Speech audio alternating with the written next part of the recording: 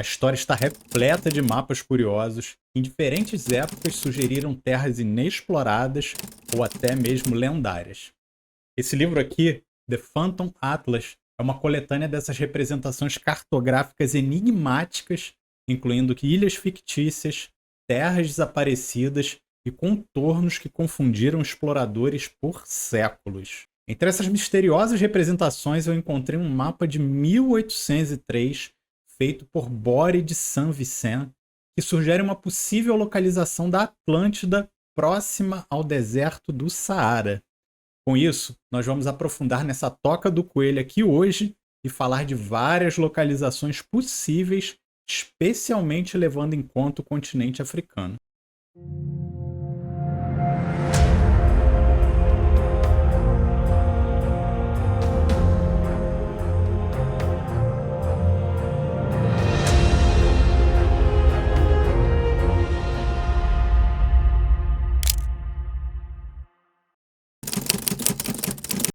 A Atlântida, imortalizada nos escritos de Platão, continua sendo um dos mistérios mais intrigantes da humanidade.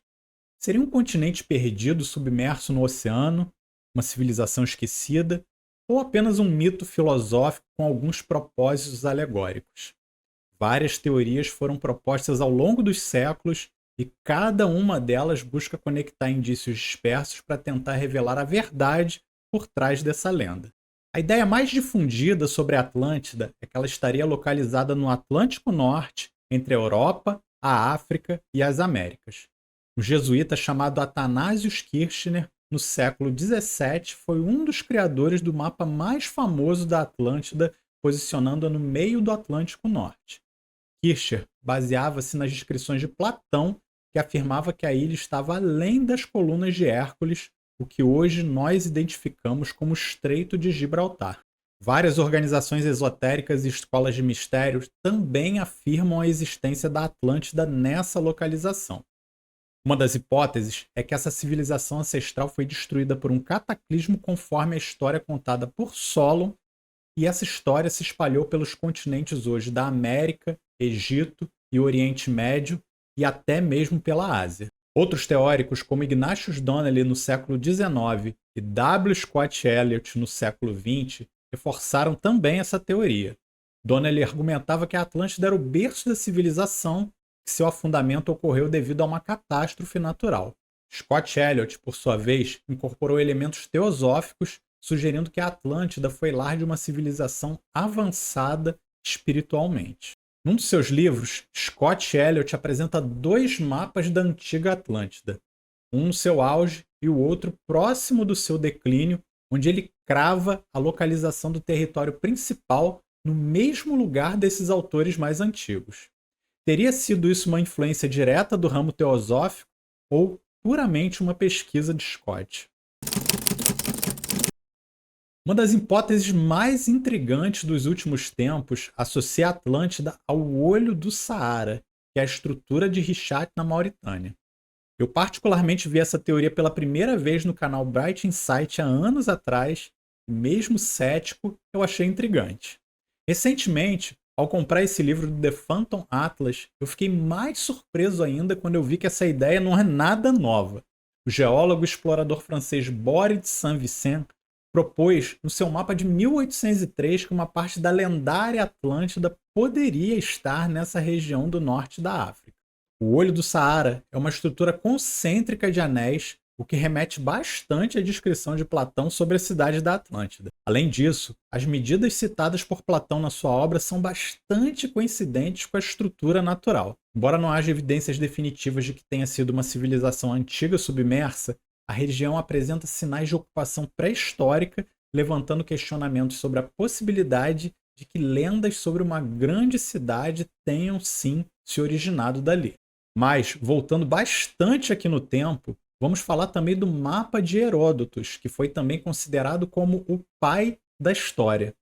Datado do século V a.C., ele não menciona diretamente o continente perdido da Atlântida, mas é uma das primeiras representações geográficas a incluir o termo Atlantes no mapa. Em seus relatos sobre a Líbia, ou seja, ali no norte da África, Heródoto descreve um povo chamado Atlantes, que habitava uma região próxima ao Monte Atlas, que fica hoje mais ou menos ali no Marrocos. Segundo ele, os Atlantes eram um povo peculiar, vivendo no deserto e evitando consumir carne, o que gerou especulações sobre a sua possível origem e ligação com narrativas posteriores de uma civilização avançada e perdida. Essa menção é bastante significativa porque marca uma das primeiras vezes que o nome Atlantis aparece num contexto geográfico.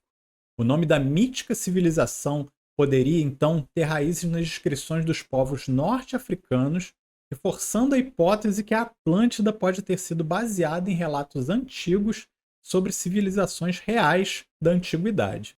Uma outra teoria incrível que eu vi recentemente é a de Jorge Sarantites, apresentada no Plato Project. O pesquisador propõe que a Atlântida não era uma ilha localizada no oceano, mas sim um vasto território que englobava toda a África Ocidental e, segundo a sua hipótese, o coração da civilização Atlante seria a formação geológica justamente conhecida como Olho do Saara, localizada ali na atual Mauritânia. Sarantites argumenta que essa estrutura circular natural corresponde à descrição de Platão sobre a cidade principal da Atlântida, que possuía um sistema de anéis concêntricos de terra e de água. Além disso, ele sugere que o antigo continente-ilha, também chamado por Platão de Nesos, pode ter sido uma referência à África Ocidental num período anterior à desertificação do Saara, quando a região era muito mais fértil e propícia ao desenvolvimento de uma civilização mais avançada. O pesquisador também alega que existem vestígios dessa antiga civilização ao longo de toda a costa ocidental africana, anteriores até mesmo às sociedades egípcias e grega.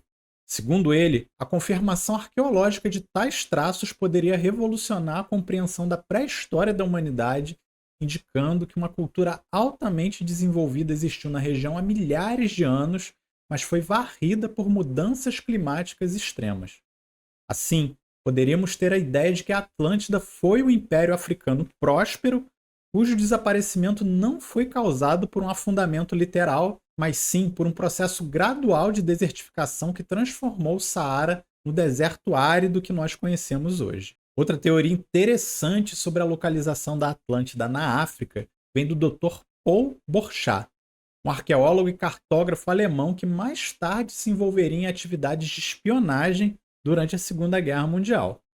Borchardt baseou sua teoria numa leitura minuciosa dos diálogos de Platão, Timeu e Critias, no qual a Atlântida é apresentada como um reino poderoso que sucumbiu à arrogância imperialista e foi destruído por catástrofes naturais. Diferente das numerosas interpretações clássicas, Borchardt acredita que a Atlântida não estava no Oceano Atlântico, mas também, da mesma forma que os outros, na costa norte da África, só que no território atual da Tunísia. Segundo a sua hipótese, o Reino Atlante era compreendido por duas regiões distintas. A primeira seria uma cidade real localizada numa ilha dentro de uma depressão que se encontra abaixo do nível do mar e que em tempos antigos teria sido conectada ao Mediterrâneo. E a segunda, a principal proporção da ilha da Atlântida estaria situada na costa norte-africana, em uma área que, segundo Borchardt, teria sido separada do continente no passado. Para ele, as descrições de Platão não eram meras alegorias, mas referências concretas a uma civilização real que teria prosperado no norte da África antes mesmo de ser engolida por mudanças geológicas e inundações. Essa teoria reforça a possibilidade da Atlântida ter sido um império norte-africano altamente desenvolvido, cuja destruição foi resultado de transformações naturais e não de um cataclismo, como prega também Platão. Eu já falei num conteúdo aqui que o cientista brasileiro professor Arísio Nunes dos Santos propôs uma teoria alternativa e bastante controversa. A Atlântida poderia estar localizada no Sudeste Asiático, numa região que hoje abriga a Indonésia. Segundo o professor, os eventos descritos por Platão poderiam ter ocorrido durante o fim da última Era do Gelo, quando grandes partes do Sudeste Asiático foram submersas devido ao derretimento das calotas polares. Essa teoria, apesar de sugerir um local bastante exótico diferente das outras, sugere que a Atlântida não era uma ilha específica, mas uma região próspera que foi gradualmente inundada pelo aumento do nível dos oceanos nos últimos 14 mil anos. Essa é uma visão diferente da tradicional e fundamentada em grandes pesquisas e evidências científicas. E ela também abre novas possibilidades para a discussão de civilizações desaparecidas e também nascentes em toda a Ásia e toda a Índia. Se você ainda não viu esse conteúdo, vale a pena e eu vou deixar o link aqui embaixo para você se aprofundar. Alguns estudiosos acreditam que a Atlântida também pode ter sido uma civilização localizada no próprio mar Mediterrâneo. Essa hipótese sugere que a Atlântida poderia estar ligada à ilha de Santorini, na Grécia, ou à civilização minoica de Creta. Santorini foi o palco de uma das maiores erupções vulcânicas da história, destruindo boa parte da ilha e possivelmente dando origem ao mito de um grande império que desapareceu repentinamente. Eu lembro muito bem dessa teoria por meio de um dos jogos que eu mais gostava na minha infância, que era o Indiana Jones and the Fate of Atlantis. Era por ali, em Creta, que no final das contas estava escondida no fundo do mar a grande cidade mítica da Atlântida. Mas, apesar de me inspirar muito na época e até hoje, é apenas uma história cativante de um joguinho de computador. A civilização minoica possuía um sistema avançado de arquitetura e organização social, o que poderia ter inspirado as descrições de Platão. No entanto, a localização mediterrânea entra em conflito com a indicação de que a Atlântida estaria além das colunas de Hércules, que se especula estar localizada hoje onde é o Estreito de Gibraltar. Uma série de anti-evidências e até mesmo falta de evidências num local de acesso tão fácil e conhecido também põe à prova a teoria que a Atlântida era logo ali, do lado do próprio Platão. Mais uma vez, meu objetivo aqui não é convencer ou dizer o que é certo ou errado. Meu objetivo é explorar, aprender e colocar à prova teorias, fatos e observações reais por meio das minhas viagens, leituras e relatos.